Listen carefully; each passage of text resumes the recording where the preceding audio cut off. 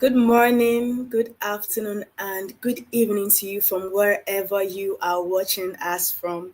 This is another episode of the SEDAT HR Digest brought to you by SEDAT Consult, your trusted HR partner.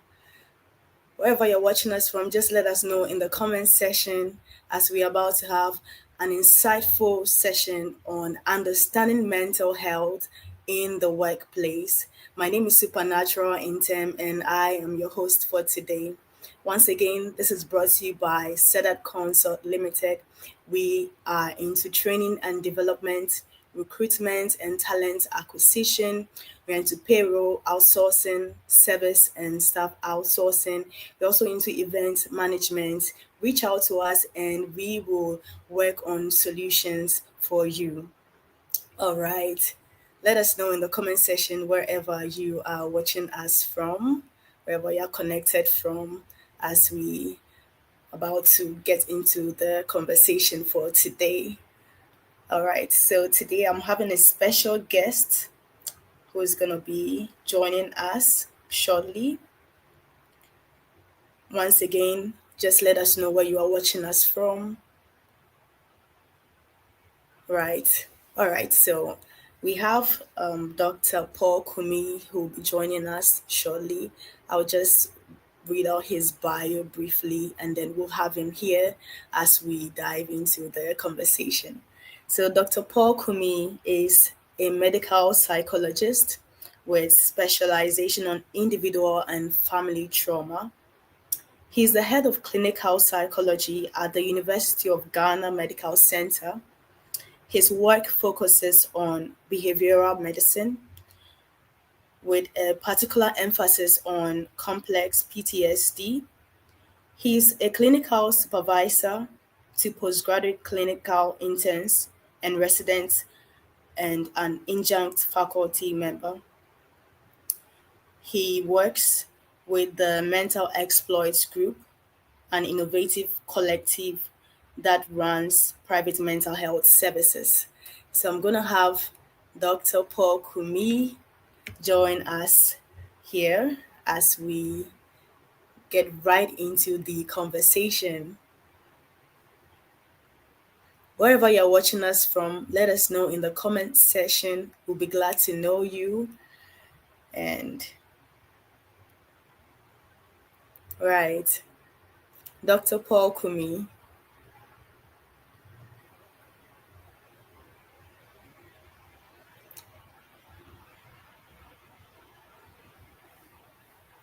I'm not sure how my video is showing on your screens. Is it tilted wrongly?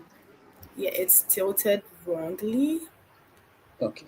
So I will adjust that in a bit and then Right. we see how it goes. Um, Once again, this is the SEDAT HR Digest, and today we are going to be having a conversation on understanding mental health in the workplace.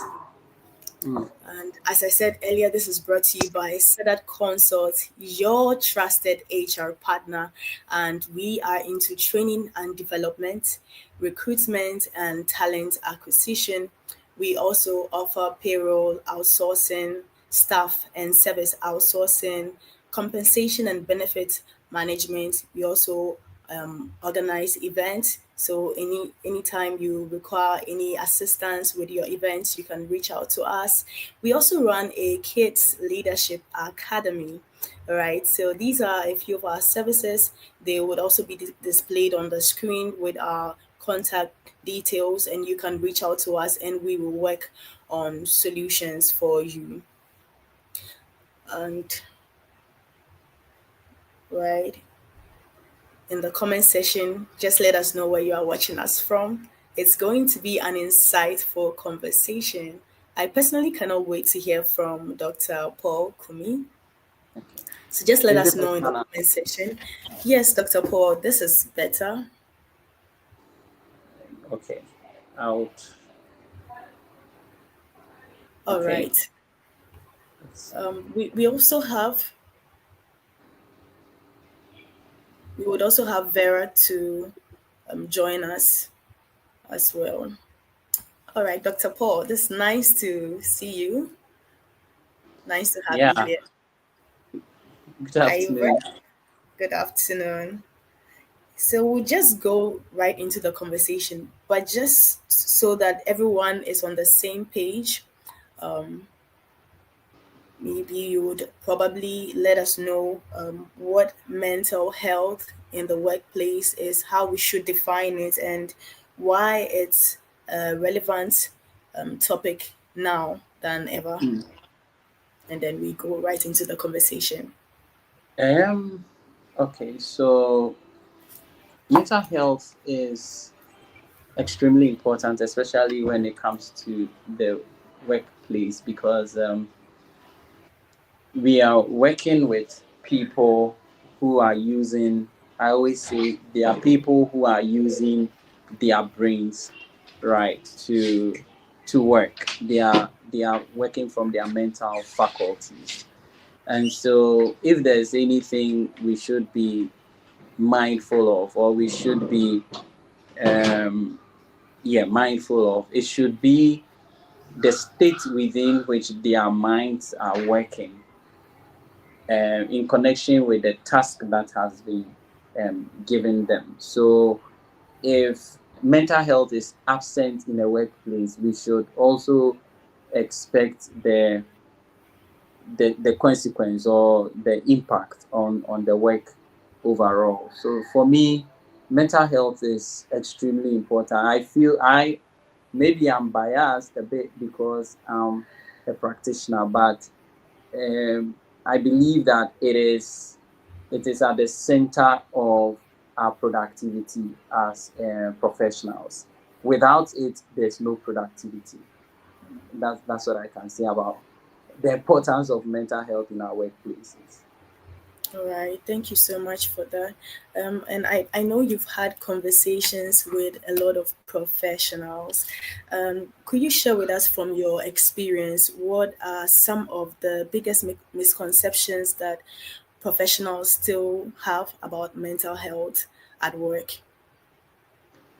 Yeah. So largely when it comes to misconceptions, it's first of all, one primary one is that um, if you can do your work, or if you have a certain professional qualification, then you shouldn't struggle with your mental health, right? It's almost as though once you are whatever profession, or you're in whatever profession, it's it is it is enough to say that your mental health is fine, but that is not the case. So that's the first misconception: the association of mental health um, with professionalism or professional competence.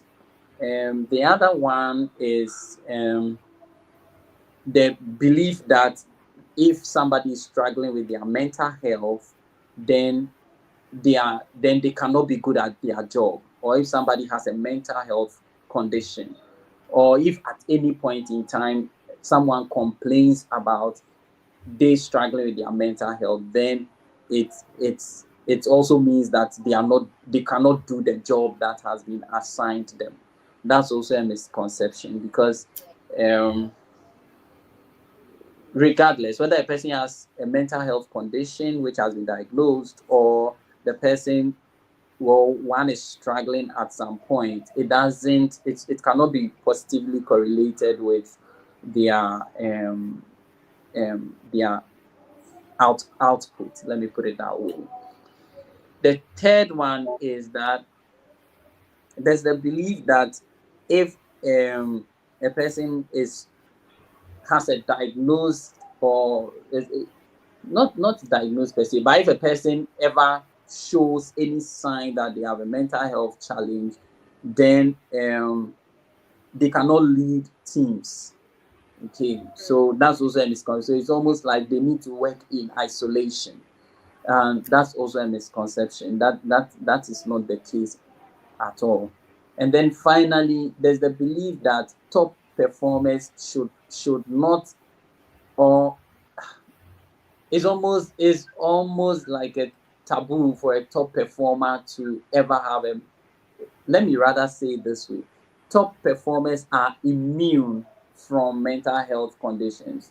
Like they are insulated from mental health conditions. So they cannot even start a conversation at all.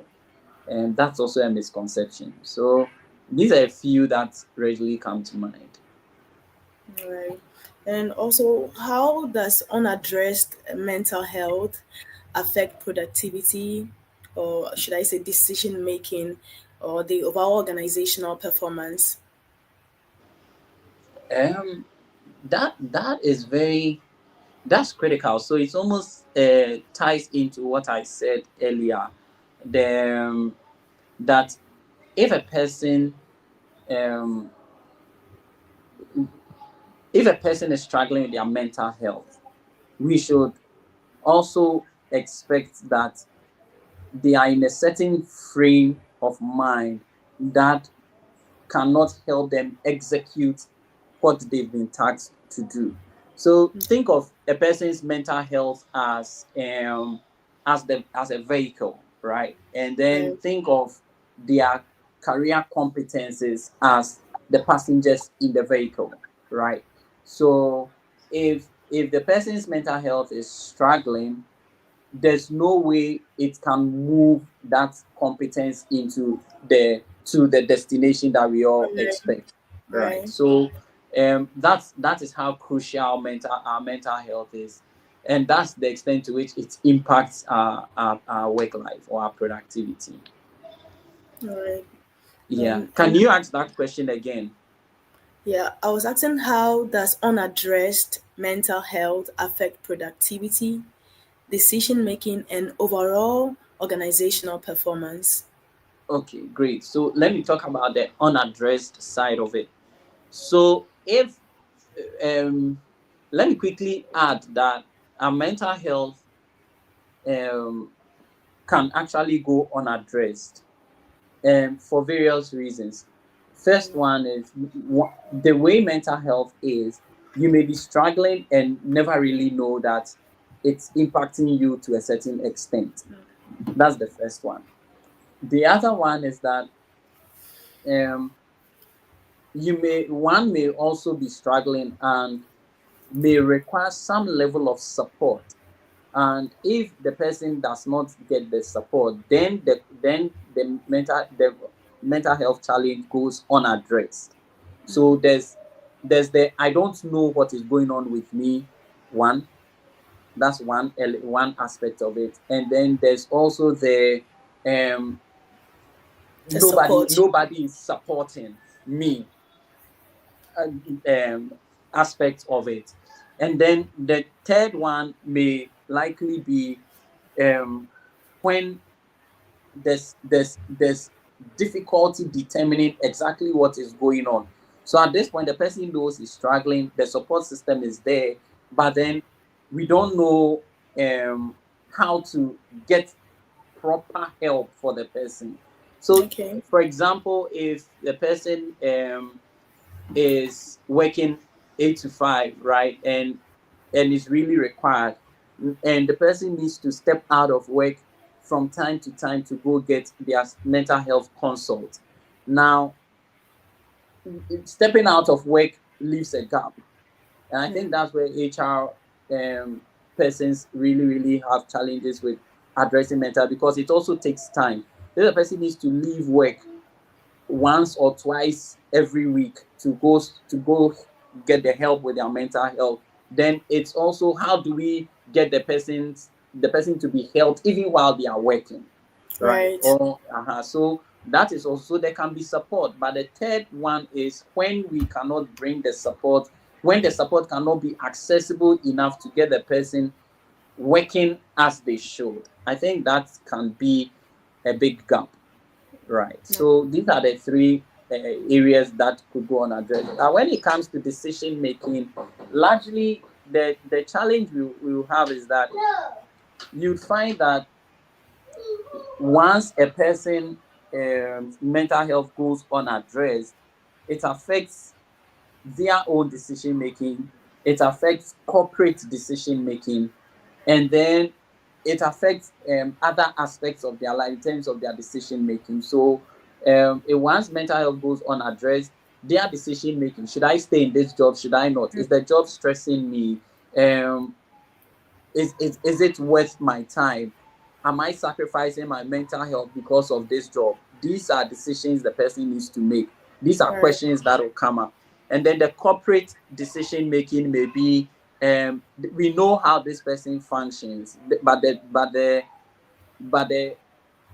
like the functioning has dropped, or the markets have dropped. So should we keep the person, should we invest in this person, will we get the returns? So that is how it affects corporate decision making. So I feel, um no matter what, once the vehicle is not moving, everybody will bear the brunt of the difficulty in making decisions, right? Right. You mentioned how HR has a role to play in supporting, but beyond that, I want you to share with us how leadership style, in particular, can play a role in either supporting or undermining mental well-being at work. Mm, yeah, that's actually a very big one. So, leadership is, if leadership forms the character of all of this. Not necessarily, it Right. does, to some extent HR will come in, but the leader under which the person works, or even the leader himself, okay, or herself, will be the issue. So first off, there are, maybe some people on the call will know about the different types of leaders, right? Yeah. But the best leader who can help with mental health um, issues at work will be the authoritative, not the authoritarian type of leader. So, Okay. authoritarian is those who tell you what to do and you don't have a choice. But the authoritative ones are the ones who have a conversation. So, if a leader is, go fix yourself, oh, this is not my business, this is your business, you will struggle. Now, if Right. a leader is the type who will say, I don't care about your mental health, we need to get the job done, you struggle. So we need the leader, or we need the leadership style that is accessible, that is conversational, that is pragmatic. So pragmatic in the sense that the person is able to have a meaningful conversation and determine how to put in measures that will help the person struggling to get the needed support. That's an authoritative leader. That's somebody who can say, go fake, go deal with this, give me updates. This is how we'll cover you Right. while you're out. And then when you come back, we'll make sure you are integrated, your confidentiality is assured. That is the kind of leader who will help um, build a space that is mental health friendly. Let me quickly add that presently, data tells us that one in every four persons struggles with their mental health. So I don't want us to think of this as very far, like very far from us. I want us to recognize how much everybody in that workspace needs to understand mental health, needs support, and how much every leader must dedicate time and effort to learning about mental health. Because once you don't get that, people struggle under you. Every leader must be able to tell the signs of mental health. If your team member is struggling, how would you know? How do you start a conversation? How do you provide support? To what extent can you know about the support? At what point must you give that leader a chance, or that team member a chance to own the process, right? So these are critical things that every leader in industry must know. So one in four basically means that if you work in a small company where there are four of you, one person within the four may have a mental health struggle at that point. Now in their lifetime, or at that point in time. So imagine that you're working in a company that numbers 20 or 50 or 100. That should tell you that at every point in time, somebody must be looking out for someone. Okay, so that is how critical this conversation is. I just wanted to give some All right. perspective to that. I don't know how many people there are on the call, but you can start counting. Yes, sir. Yeah. Right, so I have Shadi Linda, who is watching us from Kumasi. I also have Deborah Mensa. Deborah says, I'm connecting from Nungwa, Accra. Mhm. Good evening. Good evening, Deborah. Nana, we see you and we are glad you are joining this session.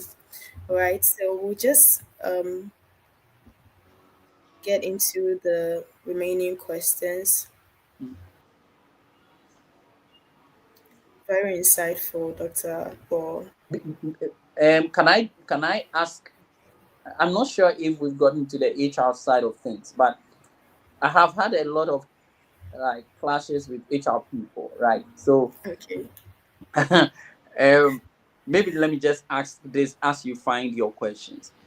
okay, Why is it difficult for HR to support people who have who are struggling with their mental health, particularly if the person doesn't have a clear-cut diagnosis? Why is it so difficult for HRs to recognize that even though the person doesn't have a clear-cut diagnosis, or you cannot know the diagnosis of the person, you still need to step in and support? That is my first question. Maybe okay, this is me being a participant, but let me ask the HR people on the page. okay. I think Vera is joining shortly. Okay. Right. So okay. So my next question, Mm-hmm. it's on organizations. Okay, so for organizations that want to prioritize mental health, Mm-hmm. where is the best place to start? Is it the policies, the culture, or leadership practices? Um, okay, so let me put it in a certain chronology. Okay, So you must always start with leadership.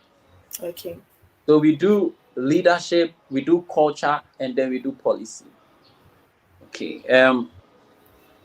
Depending if the company is very, you know, straight jacketed, then you may do policy, which you know you can implement to influence the culture. But if it's not straight jacketed, then you may want to do culture so that it becomes the people's thing, then you put it into writing.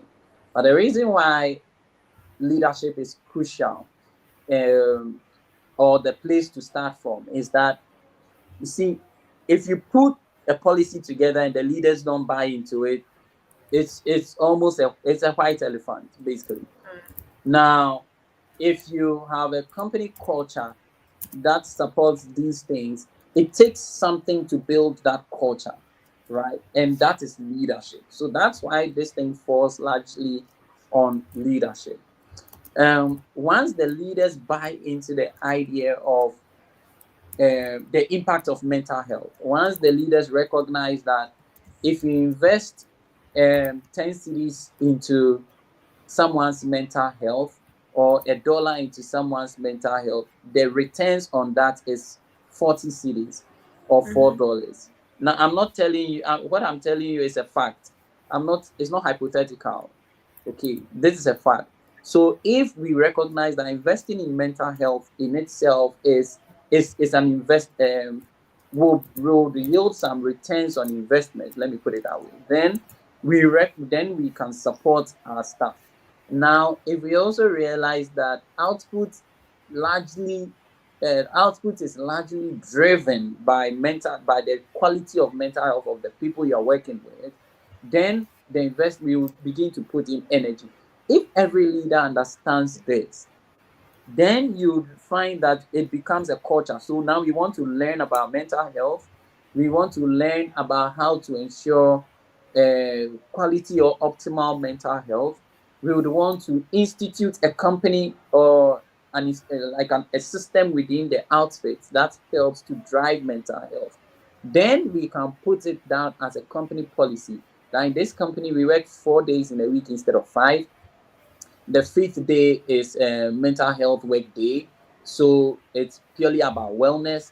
Our policy is that every quarter we do a wellness something that drives mental health. We measure our staff's mental health, and then we ensure that it's improving over the years, and we Yeah. measure it against productivity, right? And then we see that productivity is increasing. Now, once we have a policy like that within the culture, very soon it becomes so easy for anybody to say, I need to get help, and just walk out and get the help that they need. Yeah. I think I've stayed on this point because, again, it's crucial that we need to make money as institutions. But if we don't recognize how to drive our people, the competencies, the professionals to make the money, we are likely to just throw money where it shouldn't go. That's why I'm passionate about this. And Yeah. we would have Vera join us shortly. Okay. But Let's. also, we can share practical steps that busy professionals can Mhm. take daily to maintain their own mental health Mm, while handling demanding roles. Yeah. okay. Um. So one of the things every busy professional must do is you need to break your day. For example, if you are super busy, maybe the only example I can give is myself, right? So Okay. when I get to work, I sit in my chair at sometimes 7 a.m. And the next time I really get to get up properly and do nothing will be around 4:35, right? Now that's a long stretch. That's almost like 9-10 hours of work. Okay. Um, in my case, you'd find that people are waiting to see you, so you don't have the luxury of going to chit chat with somebody. Yeah. Okay, and all of that. So if you're that busy, if your day can be that hectic, a few things would help you. First one is that ensure that after every 40 minutes you walk. Even if you're not going to walk to somebody's desk, just decide to do a 5 minutes walk. So just go outside and stand outside. Okay. Just get some fresh air instead of air conditioned After every air. 40 minutes. After every 40 minutes, yes. Okay. So after every 40 minutes, you get up and then you do your 5 minutes walk. Just look at something different. What does that do? That basically resets your brain. So our brain is prone to nature, right? Our brain Mm. is primed by nature. That's why when you are kept in a place, that's why COVID did to us what it did, right? Okay. Confinement kills us. So within for once you're a very busy person, chances are that you live your life either behind a PC or in your head. So the best practice is to step out, walk around, look at something. Okay, I can see my car, I can see this other person's car, or I can see that person coming. Just do something that takes you away from that load on your mind. That's step one. Step two is that make sure you are taking water. So every 2 hours, 2 hours to 2.5 hours, make sure you've done your 500 ml. Okay, so a bottle of water, a sachet of water, whatever you are allowed to take or you have the means to purchase, ensure that you are taking that down. So every 2.5 hours, try and take down one bottle of water. That means that within every 10-20 minutes you should be gulping something down, you should be drinking water. Now again, what does that do? Hydration. Our body runs on hydration, right? Our blood runs on water. So largely, if you are not hydrated, you experience what we call brain fog. Like sometimes you notice that you can't think, like you can't think clearly, your mind is hazy and stuff like that. So hydration is big. Again, hydration keeps our muscles relaxed. So some people after long hours of work will begin to experience anxiety for nothing. You just notice that your body feels uncomfortable, you feel restless and all of that.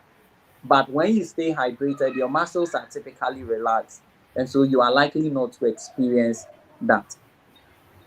Number Yeah. three is that um, you need to ensure that within your day you, particularly at the end of the day, you do what we call like a gratitude list. Okay, so for very busy people, on the most part, we are solving problems. Okay, so life can almost always look very gloomy, even when it's not.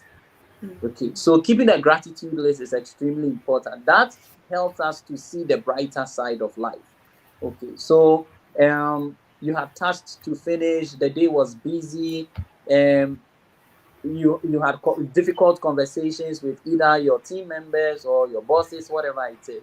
Now, when you leave work, you are likely to feel very low. But when you keep a gratitude list, you find that there are other good things you were able to do, right? That helps. Number four is that ensure meaningful conversations with your mentor. Okay, write down your struggles and decide to discuss them with a mentor. Um, excuse me. What does that do? So when you talk to your mentor, it's almost like going for therapy, but this one is tailored to work, right? So largely, you're likely to have solutions. And again, it takes us away from what we psychologists will call cognitive rumination. So when you have problems to solve, it's almost lingering in your mind all the time. But when you know you can discuss it with somebody who's experienced, somebody who can give you perspective, on the most part, your mind can rest, knowing that the day of respite will come. Okay, so that's also something we need to do. And number five is that let's ensure that we are keeping some. We must have hobbies. Okay, so have a hobby. Okay, and consider your hobby your medication. Okay, so stick with it. If you swim, if you like to watch some funny movies, whatever it is, that gives you some form of rest and allows you to feel easy. It's something you need to incorporate into your weekly activities. And then I'm sure you should be fine. When it gets very difficult, of course, then you need to talk to a mental health practitioner. But these five should be able to keep us going as busy people. Wow, thank you so much. Yeah. Amazing. Amazing. All right. I see Mr. Kisi also watching us from Cape Coast. Okay, Mr. Kisi says, I think this is to the question you asked about HR professionals Mhm. not supporting the staff who may have mental health issues. He says they think employees are taking mental health excuses to avoid work. I also think until recently, a lot of HR practitioners had not received training on the importance of mental health to the productivity and sustainability of their organizations. Right. So Mm. that's Mr. That Kisi. yeah, that thank you, Mr. Kisi, for sharing. That's a very good um information. And again, that's why I was going after Vera, because because the thing about HR people is, like Mr. Kisi said, sometimes the training, if you haven't received training, your job as HR is to get the staff working, right? So that may be your preoccupation. And then also HR people don't like these excuses. Today this, tomorrow that, I'm those, I'm that, and all of that. So I get that. But with training, you would find that sometimes you can even tell a brief conversation with the staff, you'll be able to tell that, okay, this person is really going through something. And then again, with training, you realize that when people receive good care, on the most part, they don't want to be home. Nobody really wants to be home. That's why we apply for jobs. That's why we are constantly chasing a job, one job or another. So the point is that when we recognize this, we're able to help our staff well. All right. Frank also says, thank you, doctor. I'm enjoying the presentation from Portland, USA. He says, a view or response to your question. He says, one, limited awareness or training in mental health services among HR staff, just as Mr. Kisi mentioned. He says, cultural stigma, especially in Ghana, unavailability of mental health policies in our workplaces. That's also spot on. That's also spot on. So yeah, thanks for sharing that. And For those of you who are corporate leaders on the call, one thing we need to do is that every HR department must have one mental health practitioner you consult with. Okay, so see the person as your auxiliary um, consultant. Okay, now what does that do? So typically, it makes having conversations about your staff's mental health very, very easy. Okay. Number two, it also helps you to read between the lines. So very quickly you can call your mental health professional and ask the person about this stuff who has come to complain about this and that. And just by a phone call, you'll be able to, the next conversation you have with the staff, you'll be able to assess the person yourself, because this mental health practitioner has asked you to look into this and that and that. And on the most part, things become a bit clearer. They also help you to determine whether there are things the person is not saying, and where for want of a better word, where the word that comes to my mind is lies, but I don't want to use that word. Okay, but where the person is trying to be tricky and all of that will come in. So that is the first one. Number two is that, you see, every HR professional is a mental health worker. That's one thing we need to embrace, especially if you were if whether you're in leadership or particularly if you're in HR. Why? Because you're managing people, and once you're managing people, it means you are dealing with personalities. And once you're dealing with personalities, then mental health is a big thing for you. So the next thing is then the next idea is that once you have a mental health practitioner you consult with, that person is also able to help you, the HR practitioner, with your own mental health. Because imagine going to work in a day and having five people come to complain to you about their child. One person talks about the child, the other person talks about their health, the other person talks about the fact that they don't feel satisfied with the work. Can you imagine? So in a day, you are practically consulting, right? So the point is that every HR outfit or department must at least have a mental health professional they consult with, and that relieves them of some of the pressure and also helps them to catch things before time. All Right. right, thank you so much. It's been an insightful conversation so far. I think just to highlight a few of the points you've mentioned when we began the conversation on how that when mental health of the staff of our workers are not addressed, it affects their own decisions and also affects the corporate decisions. You also mentioned that um, the leaders must dedicate time. Every leader must dedicate time to understand mental health, because the output of your staff is based on the quality of their mental health. You also spoke about the leadership style, the authoritarian, and also the authoritative, having a conversational style of leadership that will help your employees maintain their mental health. All right. You also mentioned a few practical steps that professionals can practice, right, every day to ensure that they are not stressed mentally.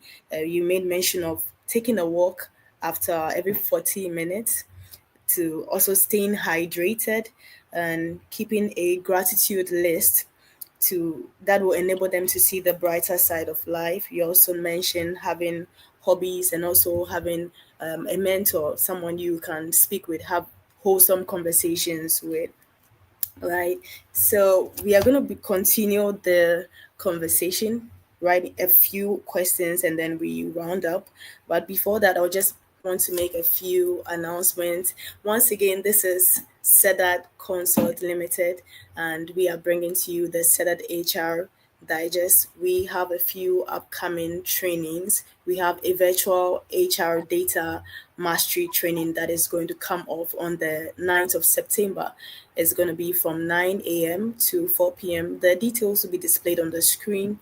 We also have a 3-day training, that's the HR analytics for business impact which is going to hold on the 24th to 26th of September.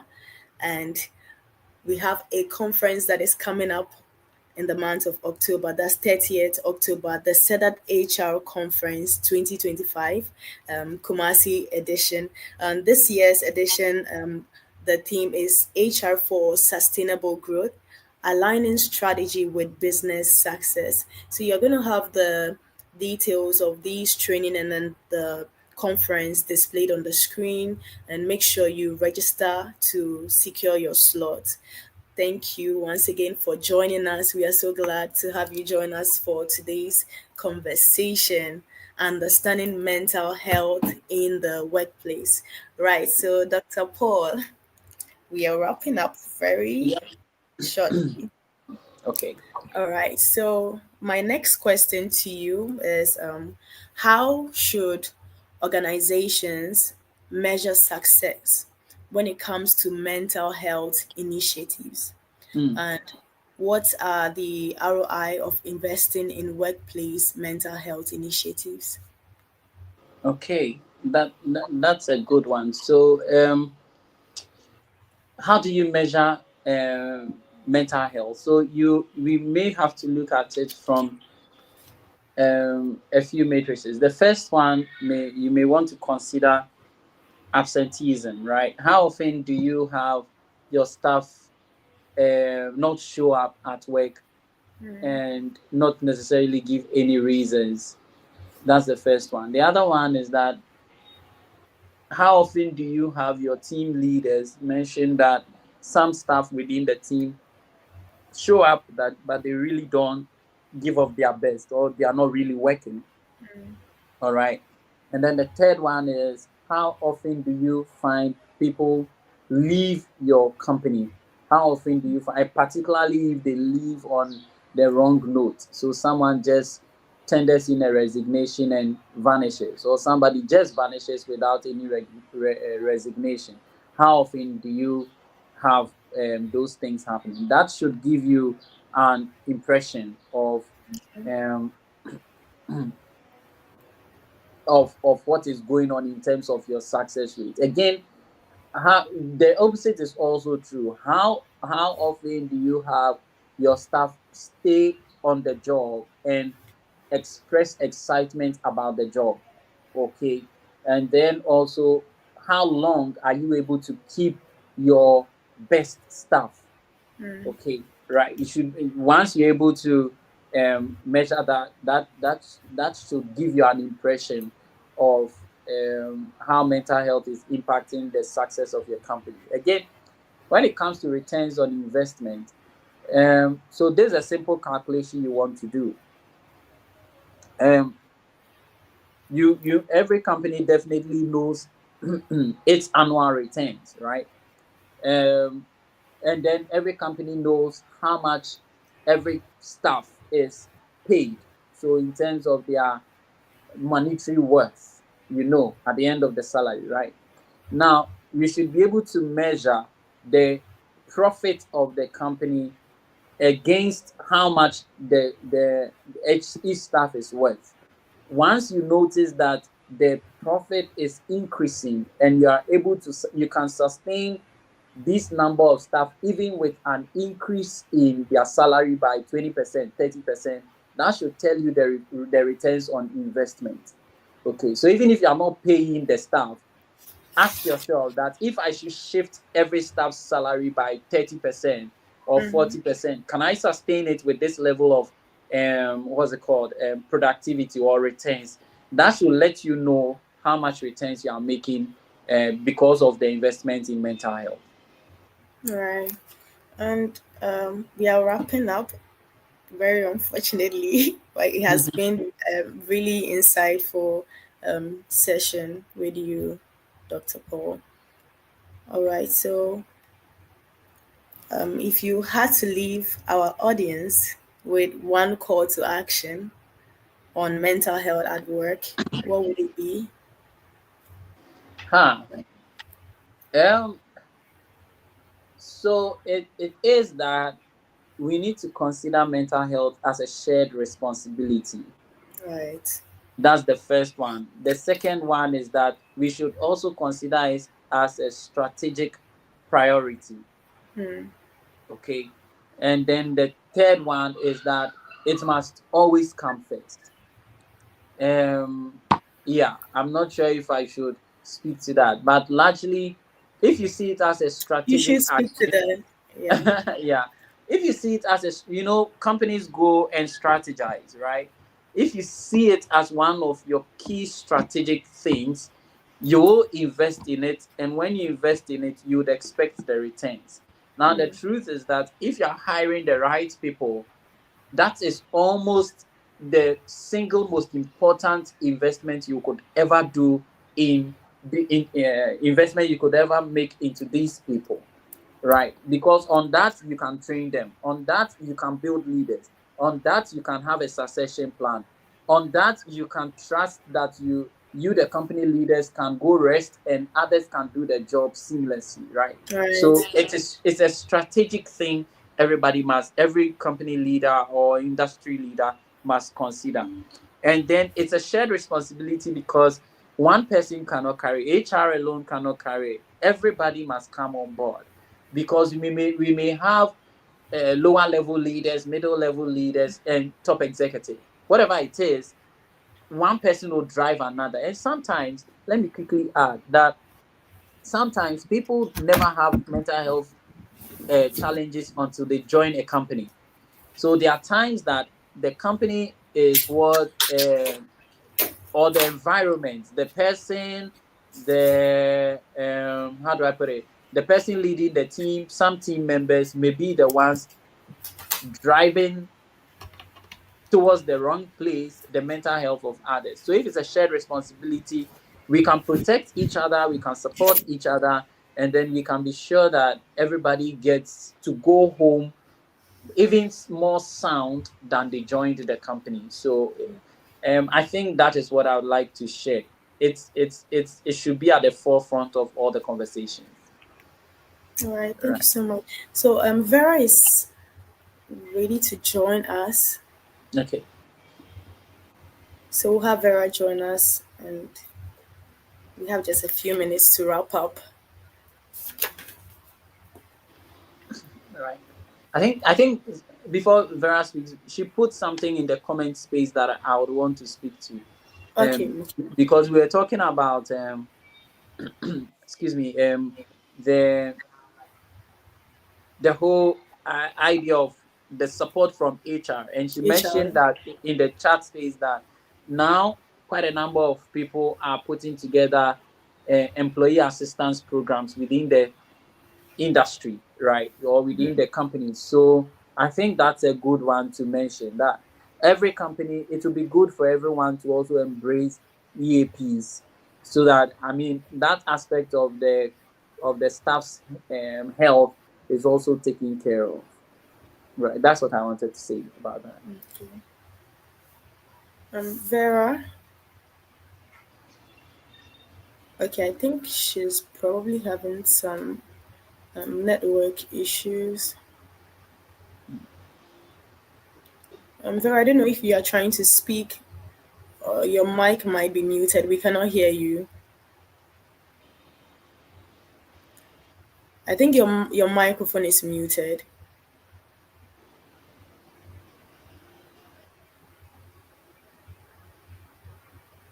Right, so this is SEDAT HR Digest, and we are just having a conversation on understanding mental health in the workplace. We are we're actually wrapping up with the conversation, and it's been an insightful one.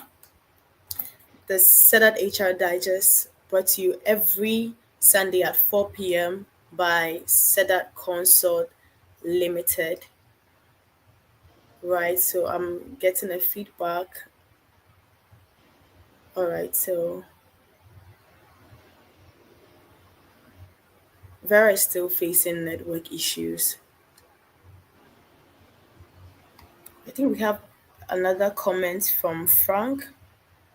Frank says a contribution to measuring the success of mental health is reduction in accident rates and employees' engagement. And it says the level of their involvement in the company's activities. Mm, mm. That's useful. That's very useful. That's very useful. So, all too soon, we've come to the end of today's conversation. I look forward to having you join us again for another session because this has been very insightful. Phyllis Koinu says, I love this. Keep it up. Right. And Frank also says, very insightful presentation. Thank you very much, Dr. Paul. It's been really insightful. And thank you, Frank, for joining us. Thank you, Phyllis, for joining us today.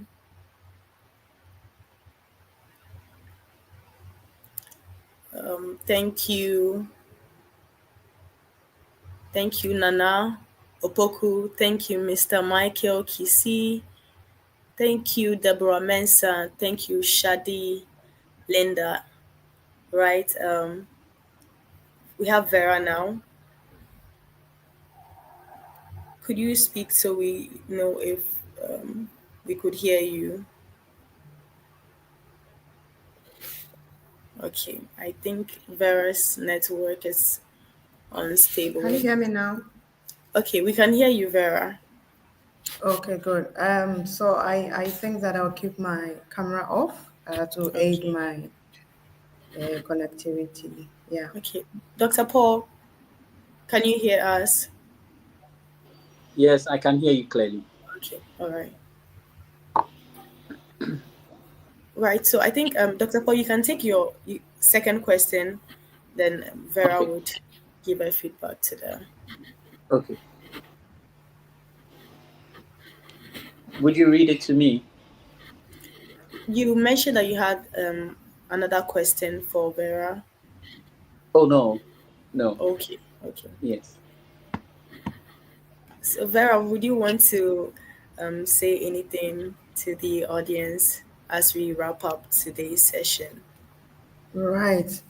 I'm excited that SEDAT HR brought this conversation on today because it's becoming more and more critical and important that employers actually take this seriously. And maybe as HR practitioners, like Paul has mentioned, and Frank also alluded to that, it's being able to convince management and be able to measure the impact of mental health of employees on the productivity. So these are some of the things that we should look into as HR professionals and speak to. Something as I wouldn't say simple, but for want of a better word, as interpersonal relationships can cause a lot of stress for people at workplaces. And you may think somebody has a very bad or poor interpersonal relationship. It is not because they choose to have that, but they're probably Right. struggling with something which is actually causing them to behave in that manner or relate with people in that manner. But assuming you got help for them, that could actually change, and you would see a lot of change in their output, in their interpersonal relationships, and it would also extend to other members of the community in every workplace. So there are a lot of things to look out for when we are looking at employee mental health. It's something that HR professionals need to speak to, educate their community, and make sure that people understand, appreciate, and support each other. Sometimes it's a support that is missing, which makes people hide, and by hiding, they harm themselves and harm the community as well and their team members. I am sure that we saw some time back, many months back, a supervisor who actually, a male supervisor who actually abused a female colleague over a very meager sum of money. Yes, you might just look at it very lightly and think that, oh, he just has a very bad character. It could also be true, but you would be surprised that he's under such level of mental stress and he hasn't been able to seek support or doesn't even know he has to seek support. And that is how it resulted in that. Did the employee suffer alone? No. The two people in it didn't suffer alone. The company would also be in the news, and the Right. reputation of the company is also at stake. So these things they have ripple effects. They are not just things that you look at from one aspect. Well, the employee should be able to handle this.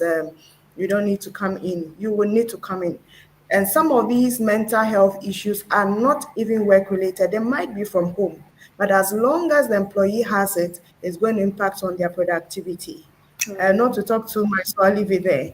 But as Um, HR professionals, yes, we should look into these things and make sure that we have policies and structures in place to support employees, basically. all right. Thank you so much, Farah. I don't know if Dr. Paul, I know you've already shared your last words, but maybe you want to say something else, and then we just wrap up. Ah, A last word from you. yeah, last. So thanks for hosting me. I'm glad we are doing this. I think this conversation is extremely important because the life of many other people depend largely on how we manage them at work, right? So I think this is a very important conversation. And like Vera put it rightly, sometimes what we call bad attitude may be as a result of a mental health struggle, and that's something we need to keep in mind. And then also recognizing that the people we work with have lives other than what we see in the workspace. And Right. so we need to consider how that bi-directional interaction happens, just as Brian said. So thanks for having me, and I pray we continue this conversation because I think Ghana's economy depends on this. So I Right. pray we keep having this conversation. Thank you very much. Thank you so much. I really like the scenario you And gave about. Supernatural, before you go, I don't know Okay. if Paul mentioned it, but I think that we could actually partner with Paul to support other organizations that require some for maybe initial audit and then also to identify what kind of help the employees might need in the organizations and they can take advantage of the services as well. Yeah. All right. Thank you so Thank much. you. All right. Thank you, Thank you so Spera, much. for putting me somewhere. Thank you. Thank you so much, Vera. Thank you, Dr. Paul. It has been an insightful conversation. And, right, once again, the SEDAT HR Digest is brought to you by SEDAT Consult Limited, your trusted HR partner. We have a few trainings coming up. We have a virtual HR data mastery training, which will be on the 9th of September. That will be at 9 a.m. to 4 p.m. Details will be displayed on the screen. We also have a 3-day training on the HR analytics for business impact happening on the 24th to 26th of September. Details will be displayed on the screen as well. Make sure to register. And finally, the SEDAT HR Conference 2025 Kumasi Edition happening on the 30th of October. And this year, we are going to be speaking on sustainable growth, aligning strategy with business success.